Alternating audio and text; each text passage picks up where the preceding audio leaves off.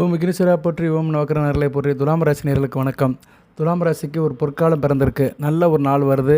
நேரங்காலம் நல்லா இருக்குது. கிரக நிலை நல்லா இருக்குது. வருகிற 16/8/2025 கோகுலாஷ்டமி நல்ல நாளாக பார்க்கப்படுகிறது. ராசிக்கு 7ஆம் இடத்தில் அனுஷ்டிக்கப்படுகிறது. நல்ல விதமாக இருக்குது. சரியா நேயர்களே, கிருஷ்ணன் பிறந்த நாள். கிருஷ்ணன் இந்த பிரபஞ்சத்தில் அவர் மண்ணாசை பெண்ணாசை பொன்னாசை அழிக்க பிறந்தார். கிருஷ்ண ஜெயந்தி முன்னிட்டு அளப்பரிய யோக பலன்கள், நல்ல பலன்கள் இருக்குது. கோடீஸ்வர யோகம் உருவாகுது. கோடிகள் எல்லாத்துக்கும் கிடைக்குமா சார் அப்படின்னா சம்மந்தப்பட்டவங்களுக்கு கிடைக்கும். இந்த துலாம் ராசியில் இன்றைக்கி ஒரு வியாபாரம் தொழில் பண்ணுறவங்க கோடிகளை பார்க்குறாங்க. கோடிங்களுக்கு சர்வசாதாரணமாக போச்சு. ஒரு ஐடிக்கு மேலே வேலை பார்த்தாலே ஒரு வருஷத்தில் 1 கோடி சம்பாதிச்சிடலாம். ஏன்னா மாதம் 5 லட்சம் 6 லட்சம் சம்பளம் கொடுக்குறாங்க. அது போய் தொழில் பிஸ்னஸ் பண்ணுறவங்களாம் மாதம் எப்படி 7 லட்சம் 8 லட்சம் டேர்ன் ஓவர் பண்ணுறாங்க. ஸோ கோடிங்களுக்கு இது சர்வசாதாரணமாக போச்சு. ஒரு 30 வருஷத்துக்கு முன்னாடி கோடி அப்படின்னா பெரிய விஷயம். இன்றைக்கி கோடிங்கிறது சர்வசாதாரண விஷயமாகி போச்சு. ஸோ லட்சங்கள், சமானப்பட்ட மக்களுங்கள் லட்சங்கள் புழக்கத்தில் நல்லா இருக்குது. சரியா? இப்போ மிடில் கிளாஸுக்கு லட்சங்கள் சர்வசாதாரணமாக இருக்குது. அதனால தான் கவர்மெண்ட்டில் 12 லட்சம் வரைக்கும் டேக்ஸ் கிடையாதுட்டாங்க. அப்போ ஒரு மனிதனுக்கு ஒரு மாதத்துக்கு 1 லட்ச ரூபா சம்பாதிக்கலாம்.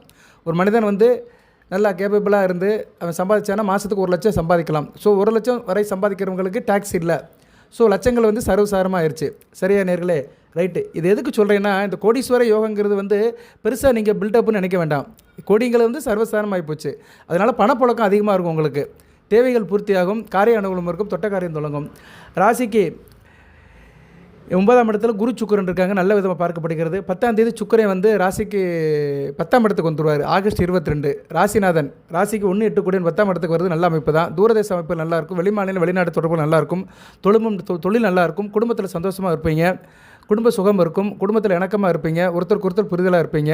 விவசாயம் பண்ணுறவங்களுக்கு நல்லாயிருக்கும். தோட்டக்கலை, விவசாயம், தோப்பு, கால்நடை வச்சுருக்கிறவங்க, கிராமப்புறத்தில் வேலை பார்க்குறவங்க, விவசாயத்தை முக்கிய தொழிலாக பண்ணுறவங்களுக்கு நல்லாயிருக்கும். சுக்கிரன் 4ஆம் இடத்தை பார்க்குறாரு. ராசிக்கு 4ஆம் இடம் மகரத்தை நில ராசியை பார்க்குறாரு. நீர் ராசியில் இருந்துட்டு நில ராசியை பார்க்கறதுனால நிலம் சம்மந்தப்பட்ட காரியங்கள் நல்லாயிருக்கும். ரியல் எஸ்டேட் பண்ணுறவங்க, பில்டிங் கான்ட்ராக்ட் பண்ணுறவங்க, நில அர்ஜிதம் பண்ணுறவங்க, வயக்காடு வச்சுருக்கிறவங்க, வயல்வெளி வேலை பார்க்குறவங்க, விவசாயம் பண்ணுறவங்களுக்கு நல்லாயிருக்கும். அதுபோல் நீர் சம்மந்தப்பட்ட வேலையும் நல்லாயிருக்கும். நீர் சம்மந்தப்பட்ட வேலையில் நிறைய இருக்குது. சரியா? மீன் பிடிக்க போகிறது, உத்து குளிக்கிறது, உப்பளம், அப்புறம் நீர் சம்மந்தப்பட்ட காரியங்கள் நிறையா இருக்குது. காய்கறி, பழங்கள், பழச்சாறு, ஜிகர்தண்டா, ஜூஸ் கடை, ஐஸ் பார்லர், பியூட்டி பார்லர் நிறைய சொல்லலாம். பியூட்டி பார்லர் ஏன் வருதுன்னா, பியூட்டி பார்லர் சந்திரனுடைய அனுக்கிரகம். சந்திர வீட்டில் தான் சுக்கிரன் இருக்கிறாரு. சந்திரன் ஏற்கனவே ஒரு பெண் கிரகம், அலங்காரத்துக்கு உரியவன், முகபாவனைக்கு உரியவன். அங்கே போய் சுக்கிரன் உட்காரதுனால பெண்கள் சம்மந்தப்பட்ட காரியத்தில் இருக்கிறவங்க நல்லாயிருக்கும். சரி நேர்களே, நான் பலன்கள்லாம் அடுத்து சொல்கிறேன். அதுக்கு முன்னாடி இந்த முக்கியமான அமைப்பை சொல்லிடுறேன். கிருஷ்ண ஜெயந்தி கண்ணன் அவதரித்த நாள். தேய்பிரை அஷ்டமி, ரோஹிணி நட்சத்திரத்தில் பிறந்தார். சில நேரத்தில் நட்சத்திரம் முன்ன பண்ண வரும். ஆனால் திதி தான் ரொம்ப முக்கியம். கண்ணனுக்கு திதி தான் முக்கியம். அஷ்டமி திதி, ரோஹிணி நட்சத்திரம். அஷ்டமி திதி வருகிற 16/8/2025 ஆடி 31ஆம் தேதி வருது. சரியான ஆடி 31 வருது. அஷ்டமி தேதி நைட்டு வரைக்கும் இருக்குது. நைட்டு 11:15 வரைக்கும் இருக்குது. ஸோ நீங்கள் பகல் எந்த நேரத்தில் வேணாலும் சாமி கும்பிடலாம். கிருஷ்ண படத்தை வைக்கணும். துலாம் ராசிக்கு நான் சொல்கிற கிருஷ்ண படத்தை வச்சு கும்பிட்டிங்கன்னா உங்களுக்கு யோகம் பெருகும். வீட்டில் லட்சுமி கடாட்சியம் இருக்கும். மிகச்சிறப்பாக பார்க்கப்படுகிறது.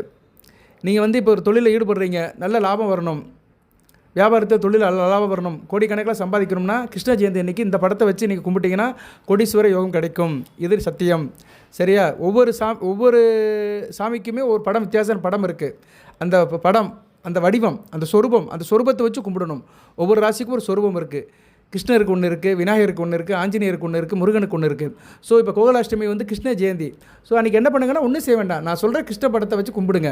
கிருஷ்ணனுடைய படம் என்ன படம் சார் அப்படின்னா, பாமா ருக்குமணியோடு இருப்பார். அவர் பாமா ருக்குமணியோடு சேர்ந்து இருப்பார். அந்த படத்தை இந்த வீடியோவில் நான் என்க்ளோஸ் பண்ணுறேன். இந்த வீடியோவில் இருக்கும். வேண்டியவர்கள் என்கிட்ட வாட்ஸ்அப்பில் கேளுங்க, உங்களுக்கு அனுப்பிடுறேன். சரியா? துலாம் ராசி நேயர்களுக்கு வாட்ஸ்அப்பில் அனுப்புகிறேன். அந்த படத்தை நீங்கள் பிரிண்ட் அவுட் எடுங்க. அதை நீங்கள் வாட்ஸ்அப்பில் இருந்து எடுத்து பென்ட்ரைவில் காப்பி பண்ணி ஜெராக்ஸ் கடையில் கொடுத்தீங்கன்னா கலர் ஜெராக்ஸ் எடுத்து கொடுத்துருவான். அதை அப்படியே வீட்டில் வச்சு பூஜை பண்ணுங்கள். காலையில் எத்தனை மணிக்கு சார் பூஜை பண்ணணும் அப்படின்னா, காலையில் 7:45 to 8:45, சாயந்தரம் 4:45 to 5:45 பூஜையை முடிச்சிருங்க. காலையில் பண்ணாலும் சரி, சாயந்தரம் பண்ணாலும் சரி. கண்ணனுக்கு பிடித்த உணவு வகையெல்லாம் வைங்க. சரியா? கண்ணனுக்கு பிடித்தது என்னென்னா, பால், அவல், சீடை, முறுக்கு, மில்க் ப்ராடக்ட் எல்லாமே கண்ணனுக்கு பிடிக்கும். பொதுவாக மனிதன் சாப்பிட்றது எல்லாமே கண்ணனுக்கு பிடிக்கும். லட்டு பிடிக்கும். ஏன்னா கண்ணன் மனித உருவமாக அவதரித்தார். அந்த துவார யுகத்தில் அவர் கடவுளாக இருந்தாலுமே மனிதனாக அவதரித்து ஒரு போரை வழியெடுத்து செஞ்சார்.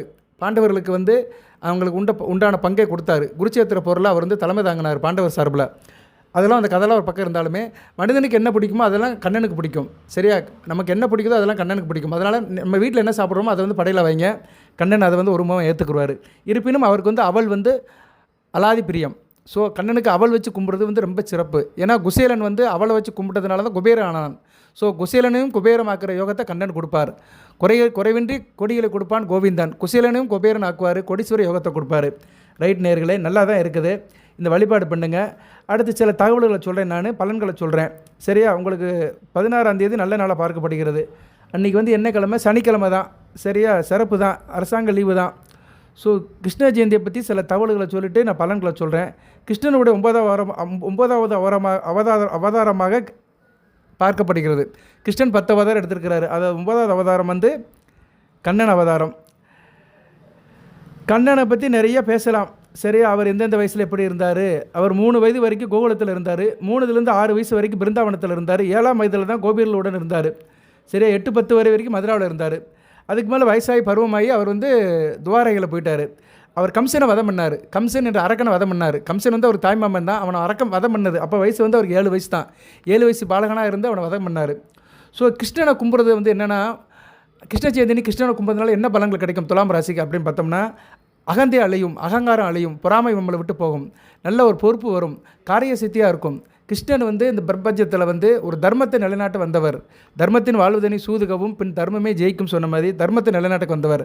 அதனால் கிருஷ்ண ஜெயந்தி அன்றைக்கி நீங்கள் துலாம் ராசி நேயர்களுக்கு கண்ண வழிபாடு பண்ணினீங்கன்னா உங்களுக்கு வந்து தர்மம் நிலைக்கும். தர்மம் நிலைச்சால் கர்மம் விளையும். கர்ம பலன்கள்லாம் தீரும், தர்ம பலன்கள் கூடும். ஏன்னா கர்மத்தை கழிக்கிறவர் கண்ணன் தான். ஏன்னா அவர் வந்து ஓய்வின்றி உழைக்கிறவர். ஏன்னா பெருமாளுடைய அம்சம் அல்லவா? பெருமாள் வந்து காக்கும் கடவுள். பெருமாளுக்கு ஓய்வே கிடையாது. திருப்பதி வெங்கடாச்சலபதி கோயிலில் பார்த்தீங்கன்னா மூலஸ்தானத்தை அடைக்கவே மாட்டாங்க. கொஞ்சம் ஏதோ பேர் கொஞ்சம் நேரம் ரெஸ்ட் விடுவாங்க வழியே. மற்றபடி அவருடைய மூலஸ்தானம் எப்போயுமே திறந்து தான் இருக்கும். இது எல்லாத்துக்கும் தெரிந்த உண்மை தான். அதுபோது கிருஷ்ணன் அந்த கண்ணன் பெருமாளோட அவதாரம் வந்து எப்போயுமே நம்மளை காக்கும் தெய்வமாக இருக்கிறாரு. அழைத்தவர் குரலுக்கு வருவேன் என்பான், கீதையிலே அவர் கண்ணன். மனமுறி கண்ணானா உடனே வந்து நிற்பார். சரியா? கண்ணன் வந்து அந்த அளவுக்கு காக்கும் கடவுளாக பார்க்கப்படுகிறார். துலாம் ராசிக்கு வந்து ரொம்ப வேண்டியவர். உங்கள் ராசிநாதன் சுக்கிரன் மகாலட்சுமியோட அம்சம். அதனால் துலாம் ராசிக்கு வந்து கிருஷ்ணன் ரொம்ப வேண்டியவர். உங்கள் ராசிக்கு பொதுவாக துலாம் ராசியில் வந்து ரிஷப லக்கணம், துலா லக்கணம், மிதுன லக்கணம், கன்னி லக்கணம், மகர லக்கணம், கும்ப லக்கணம், இந்த லக்கணத்தில் பிறந்தவங்களுக்கெல்லாம் கிருஷ்ணனுடைய அனுக்கிரம் வெகுவாக பார்க்கப்படுகிறது. அதுபோக துலாம் ராசியில் 3 நட்சத்திரம் இருக்குது. சித்திரை, சுவாதி, விசாகம். 3 நட்சத்திரத்துக்குமே நல்ல விதமாக தான் பார்க்கப்படுகிறது. சித்திரை நட்சத்திரநாதன் செவ்வாய் ராசி 12ஆம் இடத்துல இருக்கிறார், குரு கேந்திரத்தில் இருக்கிறார். அதனால் சித்திரை நட்சத்திரக்காரங்களுக்கு கொஞ்சம் செலவு இருக்கும். சரியா? குடும்பத்திலும் சரி, கணவன் மணி உறவும் சரி, நண்பர்கள், சொந்த பந்தம், கூட்டு தொழில், இதிலெல்லாம் கொஞ்சம் செலவுகள் இருக்கும். அது சம்மந்தப்பட்ட அலைச்சல் இருக்கும். சுவாதி நட்சத்திரம் நல்லா இருக்குங்க. சுவாதி நட்சத்திரத்துக்கு மிக சிறப்பாக இருக்குது. அடுத்து சந்திரன் இன்றைக்கி வந்து எங்கே இருக்கிறாரு அப்படி பார்த்தோம்னா, சந்திரன் இன்றைக்கி வந்து சுவாதி நட்சத்திரத்தில் தான் இருக்கிறார். இன்றைக்கி ராகு இருக்கிற வீட்டில் தான் இருக்கிறார், கும்பத்தில் தான் இருக்கிறார். ஏன்னா சுவாதி நட்சத்திரநாதன் ராகு வந்து கும்பத்தில் இருக்கிறார். உங்கள் ராசிக்கு வந்து 5ஆம் இடத்துல சந்திரன் இன்றைக்கி ராகுவோட சேர்ந்து சுபத்துவப்படுத்துறாரு, குருபாரிக்கு வராரு. அதனால் சுவாதி நட்சத்திரத்துக்கும் நல்ல விதமாக பார்க்கப்படுகிறது. விசாகம் குருவி நட்சத்திரம், குரு சுக்கிரன் கூட சேர்ந்து சுபத்துவம் 9ஆம் இடத்துலேருந்து ராசியை பார்க்குறாரு. விசாக நட்சத்திரத்துக்கு நல்லா இருக்குது. ஏன்னா லக்கணம் சில பேருக்கு சில லக்கண தசாபுத்திகள் சரியில்லாமல் இருக்கும். அவங்களுக்கு தான் சில பிரச்சனைகள் இருக்கும். இப்போ துலாம் ராசியில் சில பேருக்கு பிரச்சனைகள் இருக்குன்னா அது கர்ம பலன்கள் தான். கர்மத்தில் செய்த காரியம். கர்மம்னா என்ன? போன பிறவி, முன்ஜென்ம பிறவி. முன்ஜென்மம் எத்தனை பிறவி எடுத்தோமோ நமக்கு தெரியாது. ஆனால் அதில் பட்ட கஷ்டங்கள், அதில் செய்த லாப நஷ்டங்களுக்கு ஏற்ற மாதிரி இந்த பிறவி இருக்கும். நம்ம கடந்த பிறவியில், போன பிறவியில் நல்லா செஞ்சோம்னா இந்த பிறவியில் நல்லதை அனுபவிப்போம். கெடுதல் செஞ்சோம்னா கெடுதல் அனுபவிப்போம். அதை தான் கர்ம பலன் சொல்கிறோம். அந்த கர்ம பலனை கொடுக்குறவர் சனி பகவான் தான். அவர் வந்து ராசிக்கு 6ஆம் இடத்துல இருக்கிறார், வக்கரமாயி 5ஆம் இடத்தோடு சேர்ந்து இருக்கிறார். அதனால் வந்து கொஞ்சம் இப்போ கர்ம பலனுடைய தாக்கம் அதிகமாக இருக்கும். நீங்கள் செய்த முற்பிறவி செய்த உடைய பாவ புண்ணியங்களுடைய தாக்கம் அதிகமாக இருக்கும். அதுக்கு வந்து கர்ணனை வழிபடணும். ஸோ கண்ணனை வழிபட்டிங்கன்னா கர்ம பலனாக தீரும். நல்ல விதமாக பார்க்கப்படுகிறது. ஒரு பொன்னான நாள் வருகிறது, 16/8/2025. சரி நேர்களே, இப்போ வந்து கர்ம பலனை வந்து நம்ம பூஜை புனஸ்காரம் பண்ணி செய்யலாம். ஒரு தாந்திரிய ஒரு பரிகாரம் இருக்குது, அதையும் நான் சொல்லிவிட்டு பலன்களை சொல்கிறேன். பொறுமையாக கேளுங்க, ஸ்கிப் பண்ணிடாதீங்க. வீடியோ கேட்குற அனைவரும் லைக் பண்ணுங்கள். கமெண்ட் பாக்ஸில் உங்கள் குறையெல்லாம் கேளுங்க, கண்டிப்பாக நான் ரிப்ளை பண்ணுவேன். சேனலை சப்ஸ்கிரைப் பண்ணாங்க, சப்ஸ்கிரைப் பண்ணுங்கள்.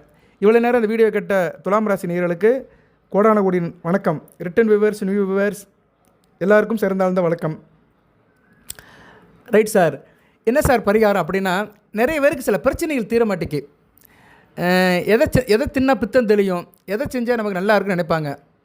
அதாவது இயல்பாக உள்ள வாழ்க்கையே பிரச்சனையாக இருக்கும்.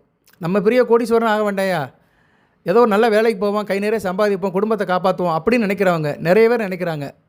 100க்கு வந்து ஒரு 50% அப்படி தான் நினைக்கிறாங்க. மற்றவங்க வந்து ஒரு 10% பெரிய பணக்காரன் ஆகணும், கோடீஸ்வரன் ஆகணும், பெரிய லெவலுக்கு போகணுன்னு 10% நினைக்கிறாங்க.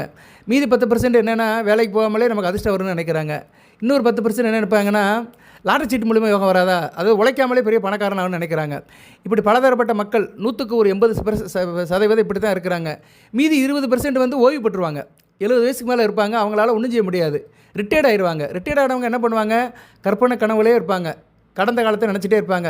நான் சின்ன பிள்ளையில் அப்படி இருந்தேன், இப்படி இருந்தேன், இன்றைக்கி இப்படி இருக்கிறேன் அப்படின்ட்டு கடந்த காலத்தை அசை போட்டுகிட்டே உட்காந்துருப்பாங்க. மாடு அசை போட்டு உட்காந்துருக்கும் பார்த்தீங்களா, அது பாட்டி உட்காந்துருப்பாங்க. ஸோ 70 வயசுக்கு மேற்பட்டவங்களை நம்ம பெருசாக எடுக்க வேண்டாம். 70 வயசு கீழே இருக்கிறவங்கள பார்த்தோம்னா ஒரு 80%ல் வந்து 100%ல் 20% 70 வயசுன்னு வச்சுக்கிறோம். 70 வயசுக்கு மேலே மீதி 80%ல் இப்படி பிரித்து இருக்கிறாங்க. அதில் 50% எப்படி இருக்காங்கன்னா, அப்பா நிம்மதியாக இருந்தால் போதும்ப்பா, நான் பண்ணுற தொழில், வியாபாரம், உத்தியோகம் ஏதோ ஒன்று நல்லபடியாக போகட்டும், ஏதோ ஒரு லாபம் வரட்டும், திட்டமாக வரட்டும், நான் குடும்பத்தை காப்பாற்றணும், என் பிள்ளை குட்டியை காப்பாற்றணும், பொண்டாட்டியை காப்பாற்றணும், சரியா, நல்லபடியாக இருக்கணும், பிள்ளைகளை நல்லா படிக்க வைக்கணும், இப்படி தான் நிறைய பேர் நினைக்கிறாங்க. இது வந்து ஒரு நியாயமான ஆசை. மனிதனாக பிறந்தவனுக்கு ஒரு நியாயமான ஆசை இருக்கும். ஏன்னா தான் குடும்பத்தை வந்து நல்லபடியாக வச்சுட்டு காலத்தை கழிக்கணும்னு அப்படி நினைக்கிறவங்களுக்கு இந்த பரிகாரம் ரொம்ப முக்கியம். நான் எல்லாத்துக்கெல்லாம் சொல்ல மாட்டேன். இப்போ இன்றைக்கெல்லாம் பெரிய 500 கோடி 1000 கோடி வச்சுருக்கிற பணக்காரனுக்குலாம் இந்த பரிகாரம் கிடையாது. சமானப்பட்ட கஷ்டப்படுறவங்களுக்கு தான் சொல்கிறேன்.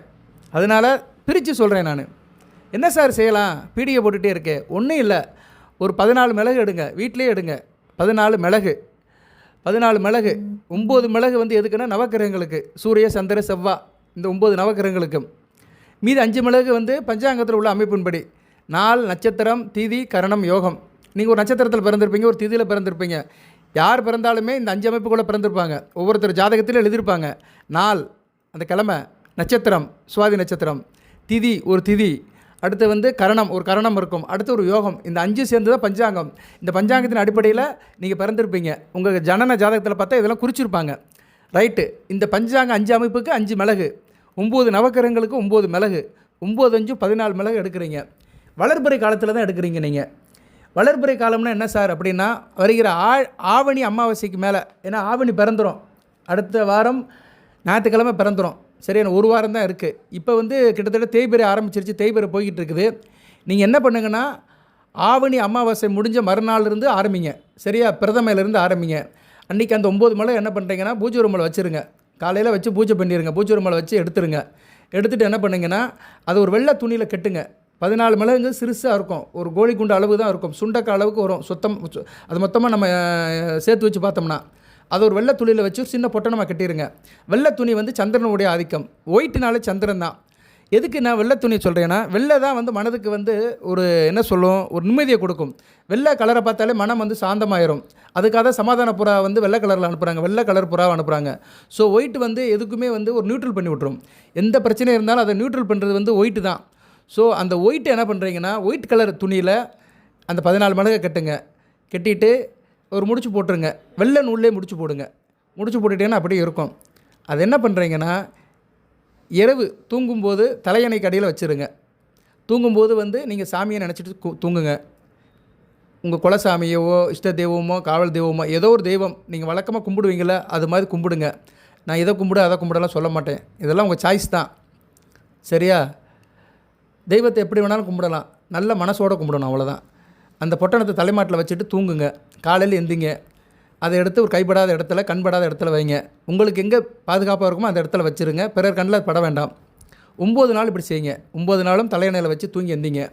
10வது நாள் என்ன பண்ணுறீங்கன்னா, அது என்றைக்கு வந்தாலும் சரி, வெள்ளிக்கிழமை வந்தாலும் சரி, செவ்வாய்க்கிழமை வந்தாலும் சரி, 10வது நாள் காலையில் குளித்து முடிச்சுட்டு சாமியை கும்பிட்டுட்டு அந்த பொட்டணத்தை எடுத்துகிட்டு வரீங்க. எடுத்துகிட்டு ஜலத்தில் போய் போட்டுருங்க. ஜலம்னா என்ன, தண்ணி, நீர் நிலைகள், ஆறு, குளம், கிணறு, தெப்பம் எதாக இருந்தாலும் போட்டுருங்க. சார் என்கிட்ட அதெல்லாம் இல்லை சார், எங்கள் வீட்டு பக்கத்தில் அதெல்லாம் இல்லை, நாங்கள் ஹார்ட் ஆஃப் த சிட்டியில் இருக்கிறோம், ஒரே சுற்றி வீடு தான் இருக்குது, மவுண்ட் ரோடு தான் இருக்குது அப்படின்னு சொல்கிறவங்க என்ன பண்ணுங்கன்னா, வீட்டுக்கு பக்கத்தில் வேப்ப மரம் இருக்கும், ஸ்ட்ரீட்லேயே இருக்கும், தெருவிலே வேப்ப மரம் எல்லா இடத்துலையும் இருக்கும். வேப்ப மரத்துக்கு அடியில் லைட்டாக கொஞ்சம் குழியை பறிச்சுட்டு அந்த பொட்டணத்தை போட்டு மூடிடுங்க, நல்லபடியாக இருக்கும். இது செஞ்ச பின்னாடி, இந்த 9 நாள் செஞ்ச பின்னாடி கண்டிப்பாக ஒரு மாற்றம் வரும். நீங்கள் எந்த விஷயத்துக்காக ரொம்ப மெனக்கிடுறீங்களோ அந்த விஷயத்தில் கிரீன் சிக்னல் கிடைக்கும், சரியா. கிரீன் சிக்னல் கண்டிப்பாக விழுவும். இந்த கிரீன் சிக்னல் விழுவதுக்கு அச்சாரமாக கிருஷ்ண ஜெயந்தி அன்னைக்கு நீங்கள் கண்ணனை வழிபடணும். பாமா ருக்குமணி கூட இருக்கிற கண்ணனை வழிபட்டிங்கன்னா கண்டிப்பாக உங்கள் கஷ்டத்துக்கு கிரீன் சிக்னல் விழுகும், நல்ல விதமாக பார்க்கப்படுகிறது. பச்சை கொடி உங்களுக்கு ஆட்டப்படும். பச்சை கொடி ஆட்டிட்டா பிரச்சனையெல்லாம் தீர்ந்து போயிடும். சரியா நேர்களே, உங்கள் வாழ்க்கைக்கு உங்கள் வாழ்க்கை பாதையில் பச்சை கொடி காண்பிக்கப்படும், கிரீன் சிக்னல்களும் நல்ல விதமாக பார்க்கப்படுகிறது. ஓகே நேர்களே, அடுத்து என்ன சார் பலன்கள் இருக்குது அப்படின்னா, பலன்கள்ங்கிறது பெருசாக ஒன்றும் கிடையாது. நான் குறையாக சொல்லிவிட்டு வீடியோவை நிறைய பண்ணுறேன், நிறையாலாம் சொல்லலை. சரியா, சொன்ன விஷயமே கோகுலாஷ்டமி அன்னைக்கு அந்த கண்ணு வழிபாடு தான். அதை நீங்கள் சொன்ன டயத்தை சொல்லிட்டேன். அந்த டயத்துக்கு உங்கள் வீட்டில் என்ன செய்ய முடியுமோ அதை செஞ்சுட்டு நீங்கள் வழிபாடு பண்ணுங்கள். சரியா, அதே மாதிரி அன்றைக்கி கிருஷ்ண மந்திரம் சொல்லணும், பாகவதம் படிக்கணும், கிருஷ்ணனுடைய நாமத்தை சொல்லணும். கிருஷ்ண நாமம் தெரியலனா ஹரே கிருஷ்ணா ஹரே கிருஷ்ணா கிருஷ்ண கிருஷ்ணா ஹரே ஹரே, ஹரே ராம ராம ராம ஹரே ஹரே, அதை சொல்லுங்கள். ஆறு இருந்துச்சுன்னா ஆற்றுல குளிச்சுட்டு வந்துட்டிங்கன்னா நல்ல விதமாக பார்க்கப்படுகிறது. அன்றைக்கி ஆறு குளத்தில் குளிச்சுட்டு பூஜை பண்ணிங்கன்னா மிக சிறப்பாக இருக்கும். தேக ஆரோக்கியம் நல்லாயிருக்கும், யோகம் பலபடு வரும், கற்பனை சக்தி அதிகமாகும், கிரியேட்டிவ் மைண்டில் இருக்கவும் நல்லாயிருக்கும், எழுத்தாளர்கள் கவிதை படிக்கிறவங்களும் நல்லாயிருக்கும், சமுதாயத்தில் நல்ல ஒரு மதிப்பு வரும், நல்லா இருப்பீங்க, கையில் காசு பணத்தோடு இருப்பீங்க, படிக்கிற மாணவர்களுக்கு மிகச்சிறப்பாக இருக்கும், வெளிநாட்டு யோகம் கை கொடுக்கும், எதுலேயும் வெற்றி கிடைக்கும், தேக ஆரோக்கியம் நல்லாயிருக்கும், நாயல்பட்ட வேதையில் இருக்கிறவங்க நினச்சி உட்காந்துருக்குவீங்க. அதுபோக குடும்பத்தில் சொந்த பந்தத்தோடைய அனுக்கிரம் இருக்கும், ஆள் கோபமே இல்லாமல் இருப்பீங்க. சரியா, குணவதையாக இருப்பீங்க. புண்ணிய காரியம் செய்கிறதுக்கு நல்ல ஒரு ஏற்பாட்டை கிருஷ்ணன் கொடுப்பார். சரியா, நல்லாயிருக்கும். சரியா, சலசரிசனம் கோயில் குளத்துக்கெல்லாம் போயிட்டு வரலாம், ஆலய திருப்பணிகளில் நல்ல ஒரு ஆர்வம் இருக்கும். ஸோ கிருஷ்ணன் இதை நல்லா செய்வார். அதுபோக கிருஷ்ண பரமாத்மா தர்மத்தை காத்தவர். பகவத்கீதையில் அவர் சொல்லியிருக்கிறார், தர்மத்தை காக்க தான் பிறந்திருக்கேன் அப்படின்னு இருக்கிறாரு. நீங்கள் அரசியல்வாதிகள்லாம் அன்றைக்கி கிருஷ்ணனை வழிபாடு பண்ணிங்கன்னா அரசியல் உள்ள சூட்சுமங்கள் உங்களுக்கு தெரியும். நெளிவு சுழிவுகள், அரசாங்கம், அரசியல்னாலே சதுரங்கம் தான். அந்த சதுரங்க விளையாட்டில் நீங்கள் ஜெயிக்கணும்னா அரசியல்வாதிகள், வெகுஜன தொடர்பில் இருக்கிறவங்க, மக்கள் நலப்பணியில் இருக்கிறவங்களாம் கிருஷ்ண ஜெயந்தி கும்பிடலாம். அப்படி கும்பிட்டிங்கன்னா ஒரு தைரியத்தை கொடுப்பாரு. ஆள் சகலகலா வல்லவனாக மாறிடுவீங்க. சமயோத புத்தி இருக்கும், வாக்கு சாதுரியம் இருக்கும், சொல்லும் செயலும் ஒன்றா இருக்கும், விவசாய பலிதம் இருக்கும். விவசாயம் பண்ணுறவங்க, வேளாண் உடுகு மக்களுக்கு நல்ல ஒரு பலிதம் இருக்கும், காரிய அனுகூலம் இருக்கும், லாபம் பன்மடங்கு இருக்கும், ஆள் நல்லா இருப்பீங்க. சரியா, தானும் மகிழ்ந்து பிறரும் மகிழ வைப்பீங்க, ஈகை இறக்கும், கருணை காரணியம் இருக்கும், வஸ்திர லாபம் இருக்கும், வீட்டுக்கு துணிமணிலாம் வாங்கி கொடுப்பீங்க, ஒரு ஆடம்பரம் இருக்கும், பகட்டு இருக்கும், பதிவு பலம், பகை பலம் எல்லாமே இருக்கும், பதிவு பலம், பணபலம் எல்லாமே உங்களுக்கு சுற்றி வரும். கிருஷ்ணன் அனைத்தையும் கொடுப்பான், சகல சௌபாகியத்தையும், சில ஐஸ்வர்யத்தையும், சில நன்மையும் கொடுப்பார். எந்த லக்கணமாக இருந்தாலும் சரி, எந்த நட்சத்திரமாக இருந்தாலும் சரி, என்ன தசாபுத்தி நடந்தாலும் சரி, அனைத்தையும் தவிடு பொடி ஆகிட்டு கிருஷ்ண ஜெயந்தியிலேருந்து உங்களுக்கு நல்ல பலன்களை கொடுப்பார். ஏன்னா கிருஷ்ண ஜெயந்தி முடிஞ்சிச்சுன்னா அடுத்து விநாயகர் சதுர்த்தி வரும், விநாயகர் சதுர்த்தி முடிஞ்சுன்னா அடுத்து ஆயுத பூஜை, நவராத்திரி குழு, அதுக்கடுத்து தீபாவளி. ஸோ இந்த கோகுலாஷ்டமி இந்து பண்டிகைகளுக்கு ஒரு பிள்ளார் சொல்லி போடுற இடம். ஏன்னா கோகுலாஷ்டமிலேருந்து அடுத்தடுத்து வருகின்ற 15 நாட்கள் உங்களுக்கு விசேஷ தினங்களாக வரும். 27 ஆகஸ்ட் 27 விநாயகர் சதுர்த்தி, அதுக்கடுத்து அப்படி ஒரு 15 நாள் கழிச்சு சரஸ்வதி பூஜை வந்துடும், அங்கிட்டு ஒரு 15 நாள் கழிச்சு தீபாவளி வந்துடும். ஸோ இந்த கோகுலாஷ்டமி வந்துட்டாலே திருவிழா காலம்தான், நல்லாயிருக்கும். துலாம் ராசிக்கு அடுத்து வருகிற நாட்கள் மிகச்சிறப்பாக பார்க்கப்படுகிறது. அடுத்து செவ்வாய் ராசிக்கு வந்துடுவார், குருபாரைக்கு வந்துடுவார் செப்டம்பர் 15ஆம் தேதிக்கு மேலே, மிகச்சிறப்பாக இருக்கும். ராசிக்கு 2 7 கூடிய 1 ராசியில் குருபாரைக்கு வரதுனால குடும்பத்தில் பணப்புழக்கம் இருக்கும், குடும்பத்தில் நல்லா இருப்பீங்க, வீடு கட்டுறன்னு நினைக்கிறவங்களுக்கு வீடு கட்டுற யோகம் இருக்கும். அதுபோக வீட்டில் இருப்பவர்கள் ஒருத்தருக்கு புரிதலாக இருப்பீங்க, வீடை விட்டு வெளியே போனவர்களாம் வீட்டுக்கு தேடி வருவீங்க, வீட்டில் நல்லா கலகலப்பாக இருப்பீங்க, கையில் காசு பணம் அதிகமாக இருக்கும், திருமணமாதவர்கள் திருமண அமைப்பு கை கொடுக்க வரும். ஆவணி மாதம் நல்ல மாதமாக பார்க்கப்படுகிறது. ஆவணி முதல் உங்களுக்கு அனைத்துமே வசப்படும். செவ்வாய் ராசிக்கு வந்துட்டார், மிகச்சிறப்பாக இருக்கும். அடுத்து 2ஆம் இடத்துக்கு வருவார், 3ஆம் இடத்துக்கு குருபார்வைக்கு வருவார். ஸோ செவ்வாயோட சஞ்சாரம் நல்லாயிருக்கும். செவ்வாயோட சஞ்சாரம் எப்போல்லாம் நல்லாயிருக்கும், அப்போ துலாம் ராசிக்கு குடும்ப உறவு நல்லாயிருக்கும். சரியா, பிஃபோர் மேரேஜ் அல்லது ஆஃப்டர் மேரேஜ், திருமணம் ஆனவர்கள் திருமணம் ஆகாதவர்கள் 2 பேத்துக்குமே நல்லாயிருக்கும். செவ்வாய் அந்த சிறப்பை செய்வார். சுக்கிரன் 10ஆம் இடத்துக்கு வராரு, 4ஆம் இடத்தை பார்க்கறது மிகச்சிறப்பு. புதன் 11ஆம் இடத்துக்கு வராரு, உங்கள் ராசிக்கு 9 11 கூட 11ஆம் இடத்துக்கு வரதுனால தூரதேச அமைப்பில் இருக்கிறவங்களுக்கு நல்ல லாபம் இருக்கும். படித்தவர்களுக்கு நல்லா இருக்கும். படித்து ஐடி வேலை பார்க்குறவங்க, வெளிநாட்டில் போயிருக்கிறவங்க, கனடா, யூஎஸ், இன்னும் வெளிநாட்டில் சிஸ்டர் ரிலேட்டடாக வேலைக்கு போனவங்க, அது கம்ப்யூட்டர் சம்மந்தப்பட்ட வேலையில் இருக்கிறவங்களும் மிகச்சிறப்பாக இருக்கும். அது சம்மந்தப்பட்ட சாஃப்ட்வேர் இன்ஜினியரிங் சொல்யூஷனில் இருக்கிறவங்களும் மிகச்சிறப்பாக இருக்கும். கன்சல்டன்ட் வேலை பார்க்குறவங்களும் மிகச்சிறப்பாக இருக்கும். புதாதித்யோகம் 11ஆம் இடத்துல இருக்குது, பரவாயில்ல. 11ஆம் இடத்துல புதன், சூரியன், கேது இவங்கெல்லாம் சேர்ந்து ஒரு நல்ல ஒரு காம்பினேஷன் உண்டாக்குவாங்க, சிறப்பாக இருக்கும். சூரிய நாராயண வழிபாடு மிகச்சிறப்பை தரும். 11ஆம் இடத்துல புதனும் சூரியனும் சேர்ந்து சூரிய நாராயணா கேது இருக்கிறதுனால, ஞானகாரன் இருக்கிறதுனால அந்த ஆன்மீகத்தில் ஒரு பட்டை கொடுப்பார். சிவன் கோயில், பெருமாள் கோயிலுக்கு போயிட்டு வருவீங்க, மிகச்சிறப்பாக இருக்கும். ஆவணி மாதம் உங்களுக்கு அந்த சூரிய நாராயண யோகம் பரிபூர்ணமாக வேலை செய்யும். சரியா நேர்களே, இதுக்கெல்லாம் அச்சாரம் எது சார் அப்படின்னா கோகுலாஷ்டமி தான், கிருஷ்ண ஜெயந்தி தான். கிருஷ்ண ஜெயந்திக்கு அடுத்து வருகின்ற நாட்கள் மிகச்சிறப்பாக பார்க்கப்படுகிறது. ராசிக்கு 9 10 11 12 இந்த இடங்கள்லாம் வலுப்படுது. சரியா நேர்களே, அடுத்தடுத்து தொடர்ந்து வீடியோ போடுறேன், நல்ல விதமாக தான் பார்க்கப்படுகிறது.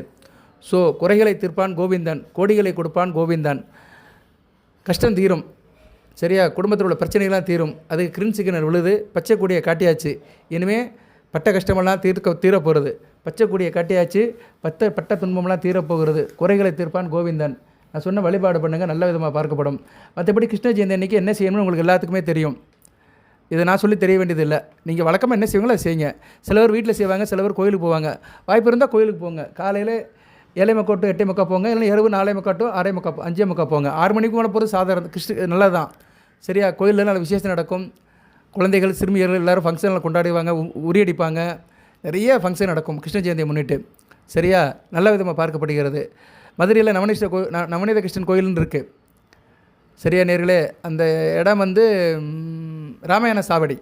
ராமாயண சாவடி பக்கத்தில் அந்த கோயில் இருக்குது. நவநீதேஸ்வரன் கோயிலில் வந்து மிகச்சிறப்பாக இருக்கும். யாதவ குல மக்கள் அதை சிறப்பாக செய்வாங்க. மதுரையில் இருக்கிறவங்க அந்த கோயிலுக்கு போங்க. அதுபோல் உங்கள் ஊர்லேயும் ஒரு கிருஷ்ணன் கோயில் இருக்கும். அந்த கோயிலில் இருக்கிற மக்கள் வந்து அந்த கோயிலுக்கு போங்க.